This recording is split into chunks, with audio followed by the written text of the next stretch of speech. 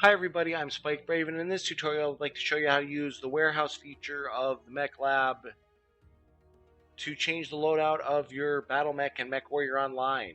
So what we'll discuss in this tutorial is the center left column, so right here, and then the warehouse. They kind of work together and there's no real way to separate these out because they are so kind of intertwined. I'll be discussing those both in this video, and what we'll do is I will show you how to change the loadout of your battle mech. This isn't a tutorial on how to build the best battle mech ever, it's how to use these tools to build the battle mech you would like. So keep that in mind. I'm just showing you how to use the tools. This isn't necessarily a recommended build, we'll just show you how to use the tools. So as you can see, I've got the Mechlab open, I'm on the loadout, and we're looking at our warehouse, which is in the center here, and this tells us about the equipment we can put on a battle mech. And then the center left tab here is places to put that equipment on our battle mech. So we have a head, and if I open that up, it'll show me where I can allocate the armor and any slots that are available to use when equipping this battle mech. So we'll close this one up and go to the center torso, and we'll talk about a couple things that look a little different. We have space for the engine in the center torso, and then you'll see this icon that looks like a star. If you mouse over it, it'll tell you what it is. That's energy hard points. So if we come down to the right torso, we can see that I have a ballistic hard point. And if I mouse over that, it tells me it's a ballistic hard point. It says 1. The number next to it indicates the number of hard points that are available in this section of the battle mech. I will discuss hard points a little bit more when we get into actually pulling equipment on, but those are places to put equipment. So if you want to put a ballistic weapon on your battle mech, it must have a ballistic hardpoint. So let's talk about the warehouse tab and some things that lets you do. Now, first of all, the first thing we see is it says warehouse. If we mouse over that, of course, we get our friendly little pop-up that tells us what it is, and it contains a list of all mech equipment. Okay, great. So let's discuss this drop down. This changes the layout style for your component panel. So that center left column, when you're building a battle mech, I find it most useful to change the layout. Because right now, if I want to look at the different pieces of my mech, I have to come over here and click open. So I get done with the right torso, then I got to open the left torso. And that can be a little tedious, especially if you're working on really tweaking out your design to get really good performance out of it. Sometimes you want to interact with two of these panels at once. So what we'll do is we'll change this layout. And what it'll do is show us all of the panels. So if I change from column to expanded, everything's open all at once and I can see everything all at once. Much easier to work with, I think. But again, this is just a guide to show you how to use this portion. So use whichever one makes the most sense to you and which you like more. Let's talk a little bit about how our UI changed just slightly. We see we still have our mech details, so it does tell me my tonnage. It does give me my warnings and such over here.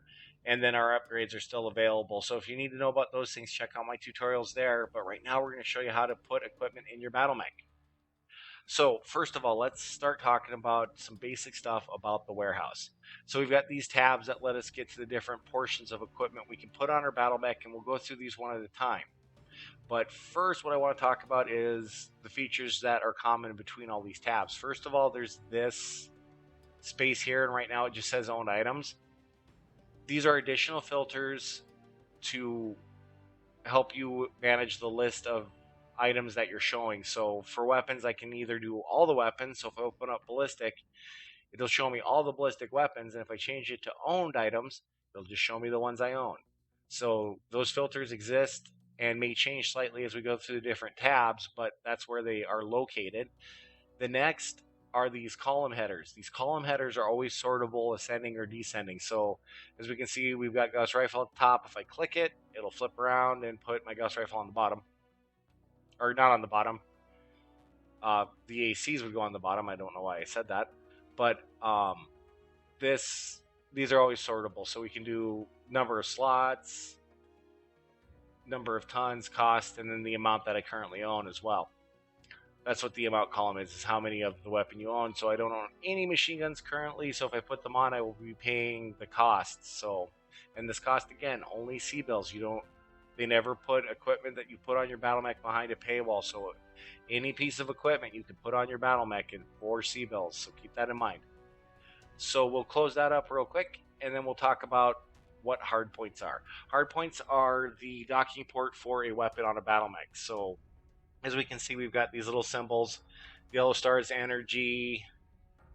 The ballistic hard point is the purple bullets, missiles, green, and then AMS. There is one more called ECM, and I will show that to you as we move along through the video to show you different hard points. But as always, if you don't know what a hard point means, mouse over it, it'll tell you. So in the case of my Atlas, let's start loading them out, and we'll talk about armor first. So each location has armor that it can be equipped, and if we mouse over it, we see add or remove armor. It's a number spin box. So let's put full armor on the head. So I'll hit that number spin box, and now I have full armor on the head. Same thing goes for the arms and legs. We can just hit those number spin boxes till we get all the way full, and it'll fill up.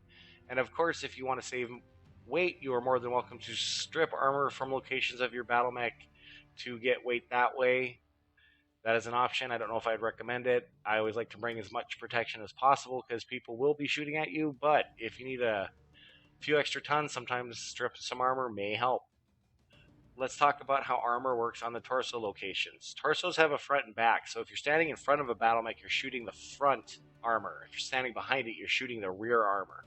It only applies to those torso locations, so keep that in mind that you want armor in both spots. So what I like to do is put almost full armor on the front because I intend to face my enemy. And we'll put 10 points on the back in case a light sneaks up and gets behind me. So we'll do that again over here.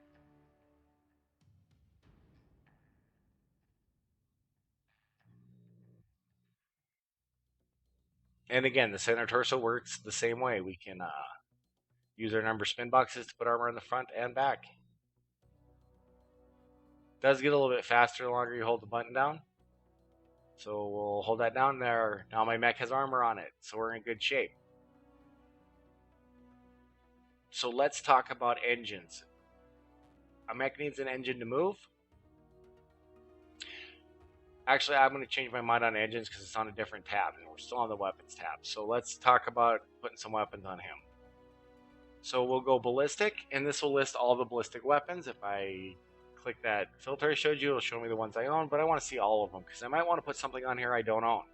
Now, if you're curious about a weapon, I do have tutorials available where I go out into the testing grounds and I shoot every weapon available so you can see how they work. So I'm not going to really discuss how they work. I'm just going to discuss how to add them and where you can find the information about them. So let's click on the machine gun. If I click on it, I get this pop-up.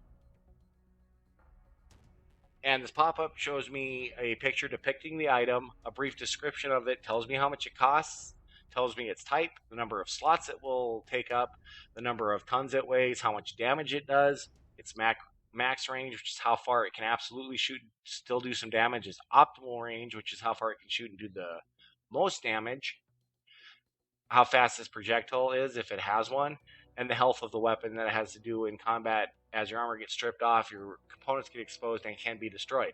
And then we get a nice little chart that shows us the damage. And then finally, there's a quirk section that shows me any quirks my battle mech has that apply to this weapon. So this battle mech has a ballistic velocity of 7.5. And finally, there are no warnings. As we start to load out this battle mech, we may get some warnings about things we can't equip, and this will help us clear up why we can't equip that and how to fix the problem. If you want to know more about your battle mech's quirks, come down to the mech stats and just expand it, and it will show you all the quirks right here. If you need more information about mech stats, check out my tutorial there. I go through this whole box very carefully. So let's look at putting some weapons on him. I know I want an AC-20 on him because before I looked at his quirks, and I know that it has 2 quirks applied to it. So if we look at that, we see I get ballistic velocity quirk and an AC-20 velocity quirk, so that its shells go really fast downfield. So I want one of those, so we'll pull that on. Now I already own an AC-20, we can see amount 1, so my cart total won't go up. As we start loading this out, we'll see our cart total going up. So let's talk about what just happened here. I consumed my available ballistic hard points, so I have no more ballistic hard points, so I cannot put another ballistic weapon on this battle mech. So that's one thing that changed. Another thing that limits Whether you can put gear on a battle mech is how many slots it takes up. This AC-20, I've got it moused over so we can see that takes up 10 slots. If I didn't have 10 slots in this location, it wouldn't fit, so I couldn't equip it. Also, the tonnage matters. So, if I only had 13 tons left in my battle mech, I couldn't equip this weapon either because it would be too heavy. So that's all the rules for mounting a piece of equipment on your battle mech. You have to have enough weight available, you have to have the appropriate hard point available, and you also have to have enough slots to fit it. So keep that in mind as we're going through this. Weight, slots, and hard points are what limit your equipment. So, and again, I have no warnings, but you notice that some stuff about my view of the warehouse changed. There's this little green icon, and this is sortable for whatever reason. There's this little green icon, and if we click on it, our warning will change a little bit, and it'll tell me if I want to put this on, I must replace a similar item. So what it's telling me is, hey, you've used up all your ballistic hard points. If you want to put this on, take out your AC-20 that's in a ballistic hard point. Or if I had a machine gun in there, same kind of deal there. So this is when you see the two little green, they look like arrows to me, but however you perceive that icon, that it's telling you that you could put it on here, but you don't have enough, or you need to switch out hard points, but you can still put on there. Now when it's red, it won't let you put on there for some reason. So if we look at the AC-20, I don't have enough slots anywhere that has a ballistic hard point.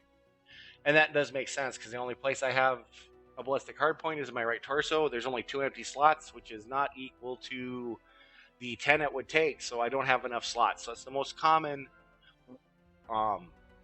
thing you'll see on the very bottom is that you don't have enough slots or it's too heavy. So we've got an AC-20. Now when you're in this view, what it does take out of the mech details is a clear view of what's going on. So always remember to check your loadout errors. So it's going to warn me that, hey, I have no ammunition equipped. So let's get some ammunition for my AC-20. Well, let's stay on the weapons tab. I'm sorry, I keep wanting to jump ahead of myself. So let's look at our other hard points and put stuff in them. So I'm going to grab some medium lasers because those have similar range profile to my AC-20. So let's put some medium lasers on this guy. Now, as you can see, I've consumed the available energy hard points, so no more lasers in here. And then we also have some energy hard points in the center torso. So let's put a large laser in my center torso because now I can reach out and fight. If they're not close enough to hit with my short range weapons, I can go get them with my laser. And then finally, let's put some missiles on here. So I'm going to put an SRM-2. Actually, let's change that. And let's do a streak SRM-2. So it's real simple to add stuff. I just click on what I want, drag it over. If I don't want it, I click and I drag it off and it goes away. So let's pick something I don't have so we can see my cart total go up. So I'm going to put an LRM-15 on here so I can shoot LRMs at my enemies. So there we go. My missile hardpoint availability went from 4 to 3. And apparently I own an LRM-15, so let's pick a different one. Let's do an LRM-20. So there we go, and we can see my cart total went up by the price of that piece of equipment. So this is how you add weapons and to your battle mech. So let's go to the next tab and we'll see how that changes what we have available. So let's click on ammo.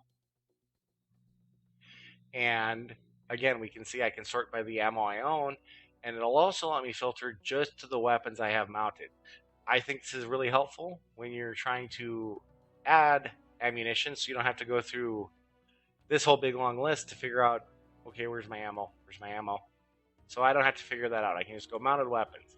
You can purchase ammo in full ton or half ton lots, and our columns remained sortable, but we changed just a little bit that this amount tells you how much you have currently, and if we mouse over it, I guess that didn't change. That's what I'm looking for, is shots. So here in our description is what I'm looking for, not the amount. That is how many I currently own. So I have some autocannon 21 ton lots. What I need to know is how many shots per ton. So this will tell me its cost again, how many slots it takes up, how many tons it weighs, ammo, again, 1 or half ton lots, and shots. So every ton of AC ammo, I get 7 shots. So if we look at the half ton lot, we'll see that with a different number, we only get 3 slots. And again, we have the health that if this is hit by enemy fire, what it takes to destroy it. And keep in mind, if your ammo is hit by enemy fire, it will explode and damage your battle mech. So if you have lots of ammo, your battle mech will die. So keep that one in mind. So let's get some AC-20 ammo in here, and I'll keep that with the gun. So there's some AC-20 ammo. And now we have some ammo equipped for the AC-20. So let's check and make sure everything's okay. Oh, nope, I forgot ammunition for my LRM-20. So let's give him some ammo as well. And we will keep that with the gun as well. There we go. Let's check again and see what we've got wrong. Oh, we just need to add an engine, and we'll get to that soon. So that's how you add ammunition. It works the same way. And of course, once you have stuff in your Battle Mechs loadout here, we can just move it around by dragging it. So let's say I want to put this LRM ammo in my leg. I can just drag it over there, and it moves over. And as usual, we can see my tonnage is going up. Oh, I've got 0.2, so that means I've got a little bit of extra, I shouldn't say extra armor, but my armor weight is causing me some problems, because as we add armor, this goes up in increments of 1/10 of a ton. So let's take a little bit of armor off the Battle Mech. So if we take off 3 points, we'll lose 1/10 of a ton, and there we go. Now I'm at an even number, so I can get the best utilization out of my Battle Mech's tonnage. Alrighty, so we'll unclick our mounted weapons, and then what we'll do is we'll go to equipment. And now this is stuff that doesn't necessarily require a hard point. Sometimes it does, specifically if you have an ECM system. So here's sensors. I can put a Beagle Active Probe on. If we click on that, we can see a description of what this does. I'm not particularly interested in this, so I'm not going to put on there, but it does counter ECM, which is a good thing. Also, we have a command console. That'll tell us what a command console does. Gives us some boost to our zoom in the different zoom modes. Makes our sensor range more, and makes it faster to target with missiles. And something special about this piece of equipment that I don't see noted anywhere in here, mouse over that again, is that I believe it needs to go in your head. So let's try to put it somewhere it doesn't go. Now you can see that my head slot is flashing. It's telling me, hey, put it in the head. Nothing over here is flashing, so if I let go when I'm over, let's say, my left torso, it'll just go back over. But if I put it in my head, there we go. So now I have a command console. We'll put that back. And again, we're getting the indicator of I don't have enough slots because it goes in my head. There's only one slot. All the slots are consumed, and you can only have one. So I've reached the item limit as well. So we'll take that off because I'm not particularly interested in that piece of equipment. And then finally here under miscellaneous, also if your mech had a ECM, before I forget, it would come under the sensors as well. And I'll show you ECM in just a second. So under miscellaneous, we get heat sinks. Well, do I want to be able to dissipate some extra heat? Sure, let's put a heat sink in there. There's the heat sink. So if we look at that, we'll get a description of the weapon. Or not the weapon, but in this case, the heat sink. So real similar to that. And then there's case. And this is also a special piece of equipment. If my ammunition were to get hit and explode, it would contain the explosion and only destroy the location in which the case was equipped. Now, something special here is that inner sphere mechs can only put them in their side torsos. So let's say I wanted to protect my ammunition. What I could do is move it all over. You can see it's lighting up to tell me where I can move it to. And then we'll put our LRM ammo here as well. And then we'll put a case on here. So now if this ammunition gets hit, it'll explode and destroy my left torso, and by default destroy my left arm because that's attached to the torso. But the rest of my mech will be okay. And you see I'm getting a message now that says, hey, this location is case protected. So now I can see at a glance where I want to stick ammo because I know where my case is. Also, if this battle mech was jump capable, jump jets would be here as well, and jump jets can go anywhere except for the arms. Alrighty, let's take a look at engines next, and then we'll come back to modules at the very end because those are a little bit different. So here we go, engines. We have standard engines and XL engines. Standard engines take up these slots here in the center torso, and XL engines are a little different in that they do take up these slots, but they also take up 3 slots in each side torso. But the advantage to using an XL engine is they only weigh half as much. So there's 2 ways to interact with the engines. First of all, we can come up and open these, and you see I'm getting a warning about my XL engines, and that's going to be I can't equip this XL engine because I don't have enough slots. Remember that they take up 3 slots in each side torso, and I don't have 3 slots in each side torso, so no XLs. And the other thing that's important to keep in mind for your inner sphere battle mechs, if your side torso is destroyed, it destroys the battle mech's engine because it has those 3 slots in it, and the battle mech is dead. So if you have an XL engine in an inner sphere battle mech, your battle mech's killed if you lose any of your torso locations. So let's take a look at some of the engines we have available. So we can again filter it by owned items only. I don't think you'll probably have a lot of engines sitting around in your warehouse because they are quite expensive, but I do have a 250 hanging out here. So I can just drag that in here. And now my battle mech has an engine. So we can see that changed some of my information. I now have a speed and a turn twist speed because you need an engine to have those working. And of course, we can see it changed my mech stats a little bit. Again, if you need more information about those, check out that tutorial. So now I have an engine in my battle mech and we're good to go. And again, we're getting the statement that I've reached the number of engines I can have, which is only 1, and I must replace with a similar item. So if I wanted to do a 350 engine instead, I'd have to replace my 250 engine. So that's one way you can interact with the engines. The other way is you can use this stuff that's right here on the bottom. So if I click this, it would change it to an XL engine, and it's going to get mad at me because I don't have enough slots and check it for me. But if I did have enough slots, it would change it to an XL engine, and then the spin box will allow me to change its rating. So let's say I wanted a 255 instead. So if I click that, what we'll see is my cart total go up because I don't own one of those engines. And of course, my speed will go up a little bit as well. So if I click that, there we go.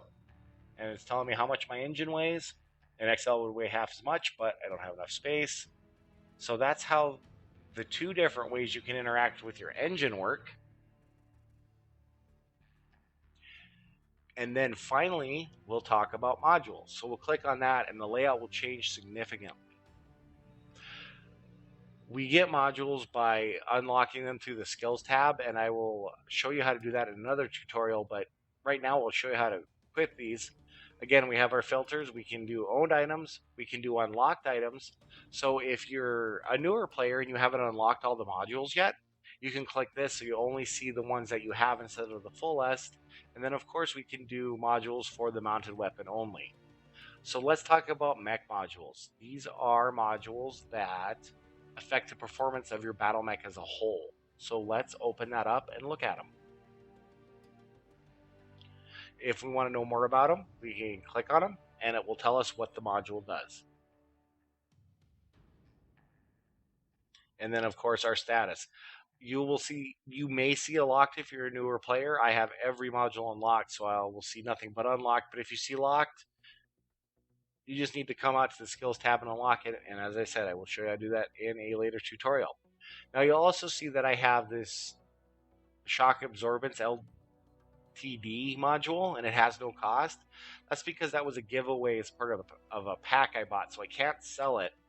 And I do have one available. So let's equip my free ones. As you can see, it gives me a little information about what it does right on the tab. And there's also a regular speed retention version. So let's click on that and see what it says about it. Oh, it doesn't have the warning section like the rest of the UI does. But it does have that little indicator that tells me, hey, you need to replace your current speed retention. So what I'd have to do is come over here and put it right here, because I can't have two. So let's go back to the limited one, because that's free. And then we'll fill up our other one with the shock absorbance. There we go. Now my mech modules are full. So let's click on weapon modules. And then we'll open up weapon modules. And you can see I have all the weapon modules. So let's narrow that down to my mounted weapons. Much better. These are the weapon modules that apply to what I have on this battle mech. So let's put an AC-20 range on there. So the AC-20 shoots even further. So range increased 10%, and that stacks with any quirks I have. So let's do AC-20 cooldown. This will also stack, so cooldown time minus 12%. So those will also stack with any quirks I have, so that's good. And then finally, as you start to scale out your mech, you'll unlock an extra slot that you can put either a mech module or a weapon module in it. And again, I promise I will show you how to unlock these when we get to the skill section. So let's throw an LRM-20 range one in there to increase the range of our LRM-20s. And finally, there's consumables. Now these work just like they do on the select mech feature when you're modifying consumables. So let's just go and close this one up so we don't get big lists and show our consumables. It's the exact same list of consumables. So this works just like the modify consumables feature of the select mech feature of the UI. So let's give him a UAV and an artillery strike. And of course, we also have the option to auto refill them. If you haven't seen the particular section about the consumables, is once you use them, they're gone. So if I pop my UAV in the middle of a match, it's gone. I can't use it for the rest of the match. And when I come back to the UI, I'll have to come out here and put a new one in unless I click this auto refill, which tells the game, hey, if you see this mech come back to the Mechlab without an improved UAV in it, put a new one in. So as we can see, as I made these changes, my cart total steadily went up. And that is a look at loading out an Innistrad Battle Mech. When you're all done, click this save. It'll tell you how much you're spending. You hit OK, and it will save your changes. I don't particularly like this loadout, and I did spend a lot of money on it, so I'm not going to use it, so I'm just going to hit cancel. And then I won't reset my mech this time. What we'll do is we'll go look at a Clan Mech. And let's look at the Kit Fox. So now as I navigate away to this Kit Fox, it'll warn me that I made changes to my Atlas, and it's going to say, hey, you're going to lose your changes. That's okay.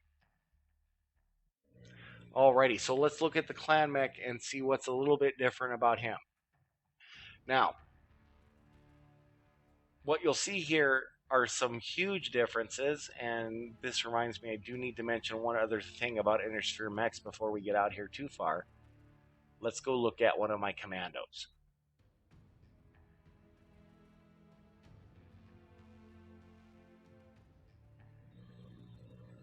So you'll see that I have this thing called dynamic structure slot.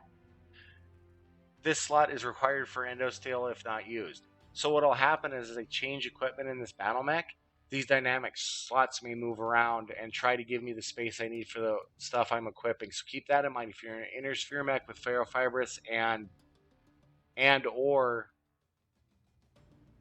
endosteel, these slots will move around and try to give you the space that you need for equipment. There is a limit to that because they do both require 14 slots. So you may get yourself in a situation where you can't move the slots anymore because there's only 14 left. So that's going to be something that we're going to talk about that's really different about the Clan Mechs. And then finally, let's go to a different Innistrad mech. And we'll talk a little bit about jump jets. So we'll go look at my Jenner here. And you can see that I have jump jets. So those were, if we remember, under equipment, miscellaneous, there's jump jets. They don't have a hard point. But you can see I've got a dynamic armor slot and a dynamic structure slot. So those will move around. So let's say I want to move my jump jets from my legs up to my torso, you can see those slots starting to move around. So we'll move these ones too. So we'll watch this armor slot move somewhere else. Oh, not necessarily the armor slot. Now you can see I'm starting to run out of space, so it's starting to tell me that it's armor built into the mech component. I can't move this one anymore. So we'll add another one and we'll see what happens. So you see how it's trying to jump around to help me allocate those slots that we're consuming with those upgrades. So let's spin a look at the jump jets, and we'll go back to our clan mechs now, and we'll talk a little bit about what's different there. So let's go to Kit Fox, and we'll select him, and we'll get another message because I was messing around with that Jenner. So let's talk about some things that are different about clan mechs. Because of the modular nature of clan mechs, they're constructed with everything being fixed. So you can see he has upgrades to his armor and endosteel, but it's fixed. It never moves. These are always consumed. This has to do with the OmniMech feature of the clan battle mechs, in which I can change out any one of these sections except for the head. Oh, nope, I can change the head. I forgot that. You can change the head. The only thing you can't change is the center torso. So other than that, I can change other components. And I'll show you how to do that here in just a moment. But let's talk about what's different first. First of all, I'd like to mention this icon right here is the ECM hardpoint icon. So if we go back to our equipment and ECM, there's ECM. So that's how ECM works. It works the same for both Innersphere and clans. And same thing with equipping your weapons. So we can come here, we can say missile. I would have to get some weight available. Or maybe not. I have some weight. I've been playing with this battle mech in preparation for this tutorial. So you can see I've got a missile hardpoint, so I can stick an SRM in that missile hardpoint. So again, putting your weapons on works exactly the same. So nothing different there. What's going to be different are these fixed slots. So fixed structure and fixed armor. Those are always in the same spots. If the battle mech has heat sinks in it that come with the chassis, they're fixed as well. So this has 2 heat sinks. Now, if I wanted, I could come over to equipment, miscellaneous,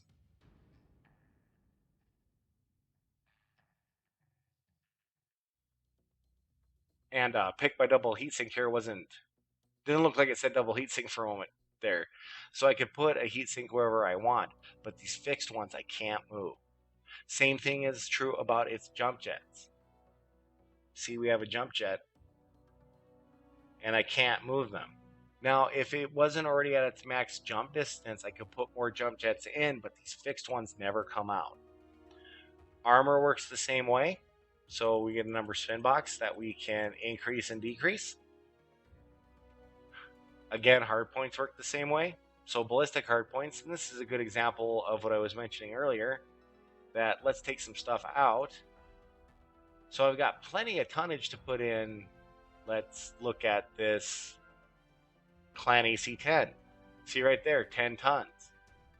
But the problem is not enough slots to put in the left torso here. So let's go look at the right torso. Oh, same problem, still need 5 slots. But you can see the LB5X autocannon can go in here, but if we switch back to our left torso by clicking it, it won't fit. So that's little bits of differences there. Also, what's different is the engine. You cannot change a Clan Battle Mech's engine, so they're always stuck with this engine that they come with. So this mech will forever have a 280 engine, so I can't change it to a standard, I can't change its rating, all that stuff's gone. So if we go look at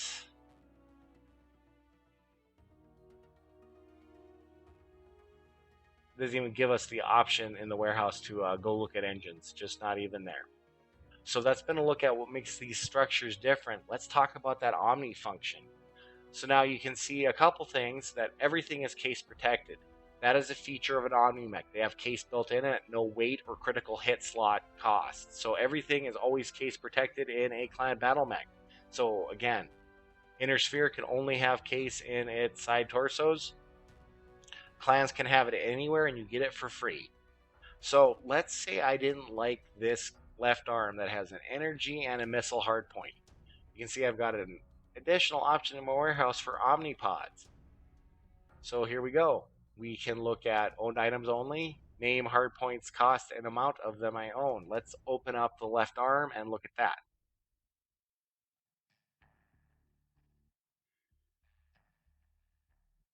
So here we go. Here are the Kit Fox left arm modules that are available. There's the S, C, Prime, and D variants available currently in the game.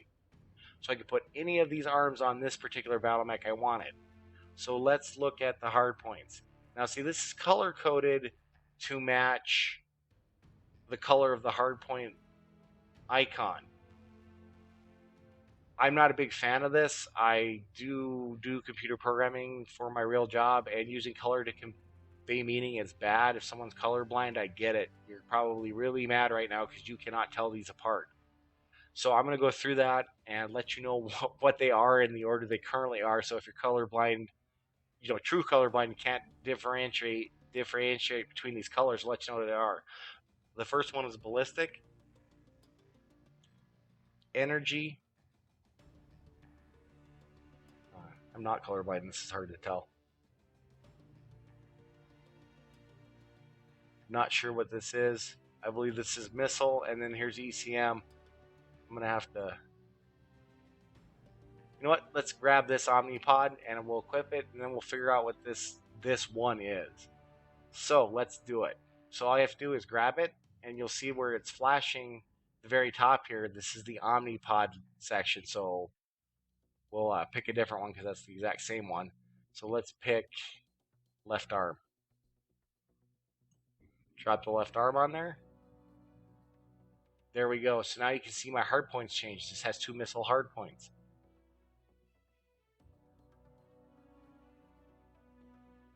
And I think I just figured it out. So here we go. First number is ballistic. Second number is energy. Third one's missile. This fourth one is AMS hard points. And then finally the ACM hard points. So if you're colorblind, that's the order. Ballistic, energy, missile, AMS, and ECM. Of course, these do have a cost as well. So as you can see, that's all it takes to change a component is coming out here going, which hard points do I like? You know what? I really like energy hard points and I don't need ballistic hard points, so we'll put that in here. And ta-da, we have a new left arm with 2 energy hard points. So let's take a look at doing that again. Let's look at our left torso. So we have one that has 1 ballistic, which is the one I have equipped, and the rest have no other hard points. So I don't think I'd like that one. In the case of the legs on this battle mech, because these are always fixed, they'll never change. And as you can see, I can't change the hard point anyway because it won't change anything. So you can see that they've taken away the option of changing the hard point here in the legs. Because regardless, oh, here it is right here. I thought they took it away. It's in a slightly odd spot to me. Looks like doesn't look like it's a different spot. It's just a lot smaller. So we could put a different left leg in here, but what we'll see is nothing changes. Oh, I suppose I should put it on the left leg because it's the left leg. Oh, no, this doesn't have fixed jump jets, so that one did change. Let's go look at a prime. Oh, no, no jump jets. This particular chassis is the Kit Fox that has jump jets, so they're fixed. I'd forgotten that as I was doing this tutorial. So sometimes you'll get a little bit of change, but usually not in your legs. They're usually pretty standard throughout the chassis, but sometimes they do change. Never any hard points, so may not matter a whole bunch. And then we'll look at heads. Occasionally you'll have a head with a hard point in it, and you may want to drag that on, but that'll look real similar too. So we'll change it to a prime head, and we won't see anything change. The other thing that's important to remember about clan battle mechs and also intersphere battle mechs are the lower arm actuators. The shoulder actuator gives your mech motion at the shoulder. The upper arm actuator lets your mech point its weapons up and down. The lower arm actuator is the elbow of the battle mech. So if it doesn't have a lower arm actuator, it has no elbow, so it can't move its arms side to side. And then the hand actuator just gives it a hand. That has no effect on gameplay. So when you're looking at your battle mechs, inner sphere battle mechs are built with certain actuators, and they have them or not, and you can't change them. In clan mechs, you can change them, and sometimes you're forced to not have them. So in the case of my Kit Fox Prime left arm here, I could take his actuators out and get a little bit more space. If you want a hand actuator, you have to have a lower arm actuator. But if you have a lower arm actuator, there is no necessity for a hand actuator. So we can see I can add those and remove those if I so choose. Now what changes about that is the weapon that you have equipped. So if we were to equip anything other than an ERPPC, any type of autocannon or a Gauss rifle, I can keep these actuators. So let's put a flamer in there. Yay, I get to keep my actuators. Let's put a large pulse laser in there. Again, I can keep my actuators. But if I were to put an ERPPC, which is on that list of things that remove those actuators, they go away and I can't put them back on. There we go, and I can't click in there. So remember that. If you're a clan mech and you have an ERPPC, Gauss rifle, or any type of autocannon, you automatically lose those actuators, so no side-to-side motion for your arms. And if you're curious about inner sphere mechs, you'll just have to look at them. So let's go out and look at some inner sphere mechs. Let's look at my Atlas again. We'll select him. I'll lose my changes, and that's okay. And you can see he has hand and lower arm actuators. He has them. I can't do anything about them. And then let's go look at the Jaeger mech. Actually, let's look at the Backjack because he's in the same boat. So let's go to our column view so we can get a good look at his model. Now, as you can see, he's just got these short little stubby arms, so he has no actuator. So let's go back to our expanded view. And here we go. If we look at his arms, he only has upper and shoulder, so no lower arm actuator or hand actuator, and no way for me to add them. So keep that in mind. That is the other difference between clan and inner sphere, is how those actuators work, how you can acquire them, or in the case of inner sphere battle mechs, how you're just stuck with what you got. So this has been a look at changing your loadout, all the features that are available here, and some examples on how to use it. I hope you've enjoyed this tutorial. Again, I apologize for this one being very long, but there's a lot of stuff to cover. It's all related, and we have 2 tech stacks. So I hope this video is showing you everything you need to find what you need to change your battle mech in this particular portion of the UI. Probably the most confusing part. As always, if you have a question, leave me a note in the comments below. I will do my best to answer it. If there's something that's horribly confusing about the tutorial or that I completely missed, we'll go ahead and do another tutorial. And speaking of things I missed, I almost forgot to mention, at the very bottom of your warehouse, we have an armor type. So it's the armor type of the mech you currently have selected and the amount of armor points you have available. So as I'm going through this number spin box, we can see this go up and down. See how that pool goes up and down? This is the main way of purchasing your armor, is by going through here, but occasionally you may find a battle mech that you strip and sell, and that can increase that pool. Almost forgot to mention that guy. He's a very small portion of very big UI. So again, if you've enjoyed this tutorial, please feel free to subscribe to my channel. I have a ton of different tutorials for all the different sections of the UI. And as I was saying, if you have questions or I've missed something, leave me a note in the comments. I may end up redoing this tutorial because he is a big guy. So, as always, have great luck on the battlefield, and I hope to see you there. Thanks a lot.